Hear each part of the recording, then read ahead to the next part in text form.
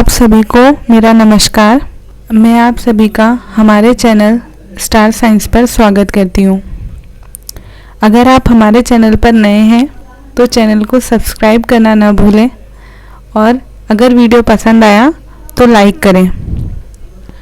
आज के इस वीडियो में हम आपके साथ इस एग्ज़ाम हॉल की स्ट्रेटजी का प्लान या टिप्स शेयर करेंगे, क्योंकि पढ़ाई के लिए सिर्फ मेहनत करना सफिशिएंट नहीं होता, बल्कि परीक्षा हॉल में आपका सर्वश्रेष्ठ प्रदर्शन भी ये डिसाइड करता है कि आपका रिजल्ट कैसा रहेगा।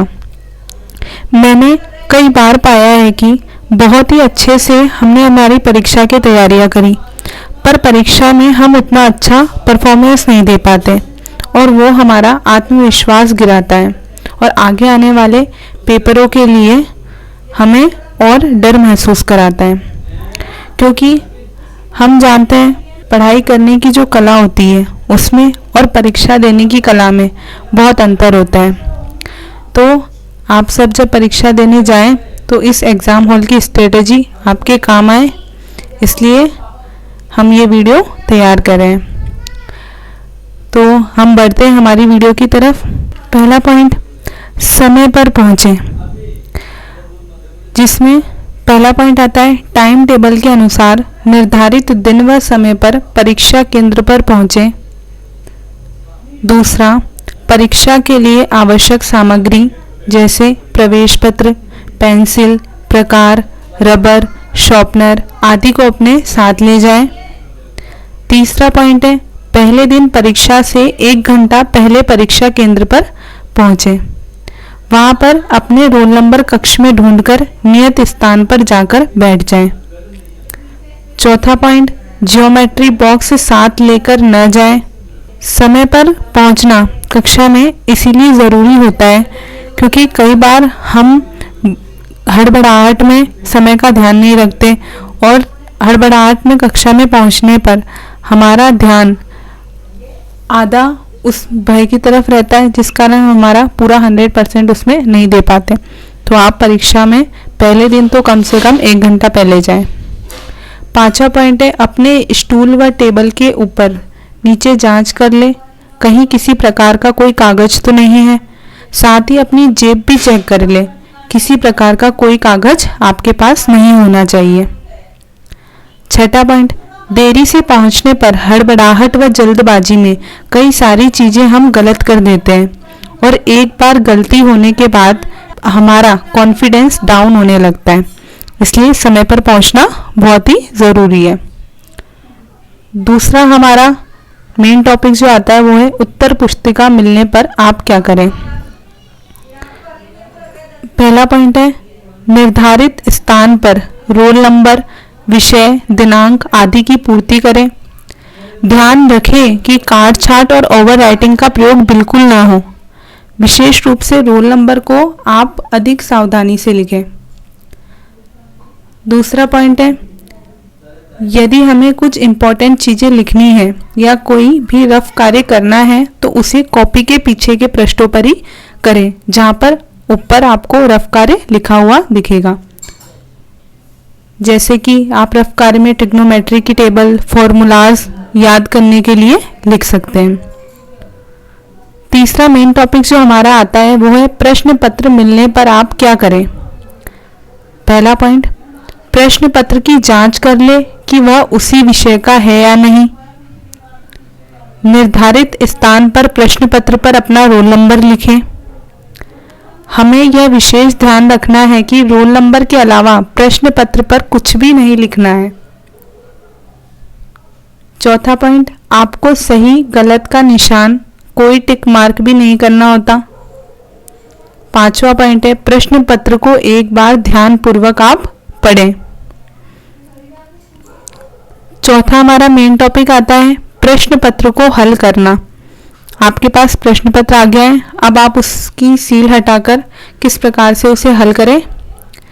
तो पहला पॉइंट है सबसे पहले आप उन प्रश्नों को हल करें जिनको आप अच्छी तरह से जानते हो और अच्छी तरह से आप कर सकते हो, क्योंकि कहते हैं first impression is last impression. अगर आपकी कॉपी का स्टार्टिंग के 2-3 पेज बहुत सुंदर तरह से एकदम सिस्टमेटिक जमे हुए हैं तो आपके एग्जामिनर या जो आपकी कॉपी चेक करेगा उसके माइंड पर आपका इम्प्रेशन शुरुआती तौर पर बहुत अच्छा होगा, जिस वजह से ओवरऑल अगर आगे भी आपसे कोई गलतियां होती है तो शुरुआत की खूबियों को देखकर उन खामियों को नज़रअंदाज भी किया जाता है। दूसरा पॉइंट है, काट छांट बिल्कुल ना करें और किसी भी प्रकार की ओवर राइटिंग करने से हमेशा बचें। तीसरा हमारा जो पॉइंट आता है वो है, यदि हमारी कॉपी भर चुकी है तो परीक्षक से और कॉपी आप ले सकते हो। कई बार हमें लगता है बच्चे संकोच करते हैं कि हमारी कॉपी भर गई है तो हमें कॉपी मिलेगी या नहीं, तो आप परीक्षक से कॉपी ले सकते हैं। तो इसलिए आप अपने प्रश्न छोड़े नहीं, आप परीक्षक से कॉपी लेकर अपने प्रश्नों को पूरा करें। चौथा पॉइंट है, यदि कोई चीज़ गलत हो गई तो आप ऊपर एक क्रॉस का निशान या एक डंडी जिसे हम लाइन कहते हैं आप खींच सकते हैं। उसे बार बार काटने से या ओवर राइटिंग जैसी करने से बचें। पांचवा, कार्य हमेशा आप सफाई से करें और खासकर शुरुआती 3-4 पेज में आपका कार्य बहुत सफाई से होना चाहिए। छठा, इस बात का विशेष ध्यान रखें कि सभी प्रश्न जब हम हल करते हैं तो प्रश्न नंबर अवश्य देखें और उन्हें लिखें, अन्यथा परीक्षक आपके नंबर काट सकता है। इस पॉइंट पर आप विशेष ध्यान दें। अगर आपने प्रश्न का उत्तर सही लिखा है और प्रश्न नंबर नहीं लिखा तो परीक्षक आपके नंबर उस चीज के काट लेगा। सातवां पॉइंट, यदि प्रश्न एक से अधिक पार्ट का है तो सभी पार्ट्स को एक साथ हल करें। जिस प्रकार से इस इमेज में हम आपको दिखाते हैं प्रश्न होता है वो हमारे पास है। जिस प्रकार प्रश्न है 24वें प्रश्न के अंदर 3 पार्ट है। इस 24वें प्रश्न के तीनों भाग एक ही जगह पर होने चाहिए और विशेष तौर पे याद रखें जिस भी प्रश्न में अथवा का चिन्ह हो उसमें आप या तो ऊपर के तीनों प्रश्नों को हल कीजिए या नीचे के तीनों प्रश्नों को हल कीजिए। इसके साथ अगला हमारा पॉइंट है, अथवा में से एक ही प्रश्न करना है और यदि उनके एक से अधिक पार्ट है तो एक ही प्रश्न के सभी पार्ट एक ही जगह पर होने होते हैं। 9वां पॉइंट है, सभी प्रश्नों को हल करना होता है, कोई भी प्रश्न आप छोड़े नहीं। 10वां, ओवर कॉन्फिडेंस से बचे और प्रेजेंस ऑफ माइंड भी जरूरी होता है। आप कभी कभी ओवर कॉन्फिडेंस की वजह से ऐसी मिस्टेक्स कर देते हैं जो बहुत छोटी होती है और इसलिए तो आप अपने प्रेजेंस ऑफ माइंड को रखिए। ऐसा ना हो कि आपकी बॉडी एग्जाम हॉल में प्रेजेंट है पर आपका माइंड एग्जाम हॉल में एब्सेंट है। तो अपने माइंड को वहीं पर प्रेजेंस ऑफ माइंड रखें और अपने टाइम के हिसाब से आप पेपर को सॉल्व कीजिए और जिस प्रश्न में जितना समय देना हो आप उस प्रश्न में उतना ही समय दीजिए। 11वां, प्रश्न पत्र में हमें कुछ भी नहीं लिखना, प्रश्न उतारने की आवश्यकता नहीं होती। कई बार हम प्रश्न उतारने लगते हैं और जिस वजह से हमारा समय खराब हो जाता है। तो आप एग्जाम में अपना समय बचाने के लिए ये ध्यान रखिए कि आपको प्रश्न कभी नहीं उतारना होता है, आपको केवल सही से उत्तर देने होते हैं। तो आप अपना समय इस तरह से बचा सकते हैं। अगला पॉइंट है, 2 प्रश्नों के बीच में हमेशा 3 से 4 लाइन का अंतराल छोड़ दें, क्योंकि कई बार ऐसा होता है कि हमें किसी प्रश्न का उत्तर आ रहा होता है या कोई एक लाइन ऐसी होती है जो हमें बाद में याद आती है और hमें उसमें जोड़नी पड़ती है। तो वो 3 से 4 लाइन जो हम छोड़ते हैं वो हमारे उस टाइम काम आती है। और अगर आपका प्रश्न पूरा है तब भी एक प्रश्न के बीच में इतना गैप होना चाहिए कि एग्जामिनर जो आपकी कॉपी चेक करे उसे ये पता चलना चाहिए कि अब दूसरा प्रश्न शुरू हो चुका है। 14वां पॉइंट है, उत्तर सीमा का हमेशा ध्यान रखें। 15वां, 1 नंबर के प्रश्न के ज़्यादा बड़े उत्तर हमें नहीं लिखने, जो प्रश्न ज़्यादा बड़े हो उनके ही बड़े उत्तर लिखें। एक शब्द में उत्तर वाले प्रश्नों का उत्तर एक शब्द में लिखें, इससे समय की बचत होती है। बहुविकल्पी प्रश्न टेबल बनाकर आप एक साथ उनके उत्तर लिख सकते हैं। इस बार प्रश्न पत्र में 10 बहुविकल्पी प्रश्न हमारे आएंगे। जिस प्रकार से हमारे पास ये जो हमें इमेज दिख रहा है उसमें है कि हमारा प्रश्न है लार में कौन सा एंजाइम पाया जाता है। इसका उत्तर आप लार में टाइलिन एंजाइम पाया जाता है।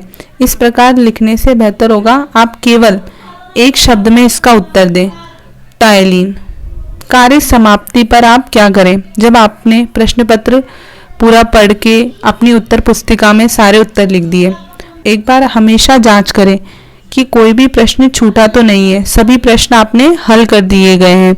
और इसके लिए ज़रूरी है कि आप शुरू से टाइम ड्यूरेशन का भी ध्यान रखें ताकि आगे आपके पास कम से कम 15 मिनट 10 से 15 मिनट आपके पास आपकी कॉपी जांच करने के लिए हो।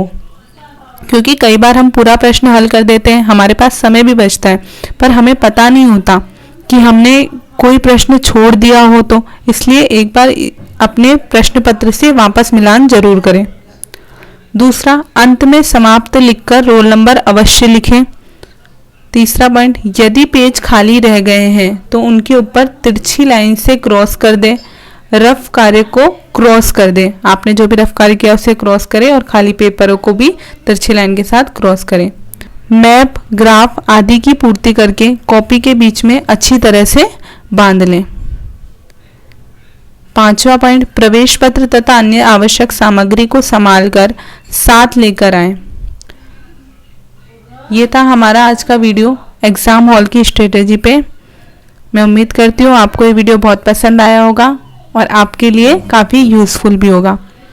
तो आप पढ़ते रहिए और अपना बेस्ट दीजिए। Best of luck.